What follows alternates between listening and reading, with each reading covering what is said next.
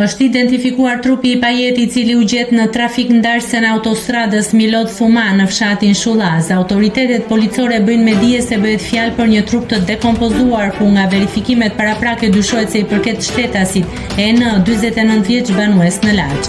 Trupi i Pajetit është gjetur rreth orës 8 nga punonjësit e mirëmbajtjes së rrugëve. Mësohet se ata kanë konstatuar viktimën gjatë punës rutinë që kryej në këtë aks dhe menjëherë kanë lajmëruar policinë. Policia thotë se nga hetimet paraprake dyshohet se 49 vjeçari e ka humbur jetën para disa muajsh si pasojë e një aksidenti rrugor.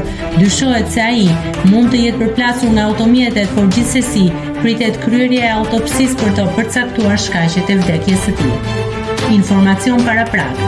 Rreth orës 8:50 është gjetur në trafikndarësen e autostradës Milot Thuma në fshatin Shullaz një trup njeriu i dekompozuar. Nga verifikimet paraprake dyshohet se trupi i përket shtetasit EN, 49 vjeç, banues në Laç. Gjithashtu nga veprimet paraprake dyshohet se ky shtetas e ka humbur jetën para disa muajsh si pasojë e një aksidenti rrugor. Grupi hetimor në drejtimin e prokurorisë po punon për dokumentimin e shkakut të vdekjes së këtij shtetasi. Nëse klikoni mbi butonin subscribe, do t'ju shfaqen të gjitha publikimet tona. Ju ftoj t'i bëni subscribe kanalit, të pëlqeni videot dhe të lini komentin tuaj.